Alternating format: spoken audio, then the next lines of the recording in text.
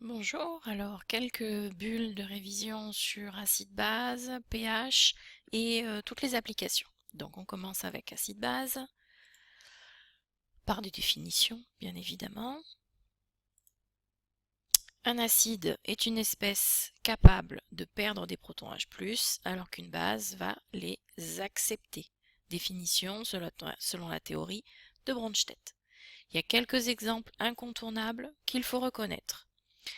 Acide éthanoïque de formule CH3CO2H et tous les acides carboxyliques qui sont sur le même format. R, c'est le reste de la molécule, ici CH3, R, CO2H. Comment est-ce qu'on va faire pour trouver la base conjuguée lorsque ces deux espèces vont perdre des protons H+? H ne doit plus figurer dans la formule, et comme c'est H plus qui est parti, il va rester une charge négative, d'où le RCO2-. Même chose, CH3CO2-. Les bases à connaître sont souvent dérivées de l'ammoniac, NH3, et puis toutes les amines que l'on va pouvoir trouver sous la forme RNH2.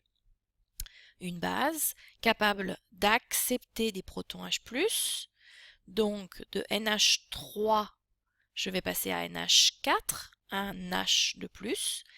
D'une forme neutre, je vais obtenir une forme chargée positivement puisque j'ai ajouté H+. RNH2, RNH3+. Et enfin, les deux derniers qu'il faut vraiment connaître, ce sont les couples de l'eau. Ici, l'eau a pour rôle de base. Si elle récupère un proton H+, de 2H, on passe à 3. D'une forme neutre, on forme un ion chargé positivement, l'ion hydronium. Et dans ce couple-ci, H2O a un rôle d'acide. Il perd un proton H+, H, on n'en a plus qu'un seul.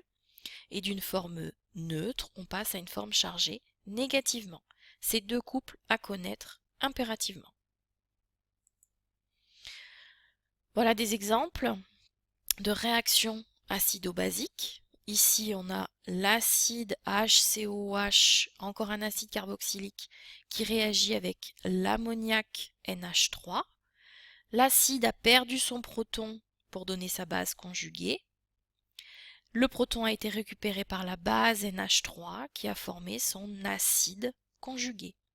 Je vous laisse faire pour les suivants. Vous mettez la vidéo en pause et puis vous pourrez relancer la vidéo ensuite. Vous aurez la correction.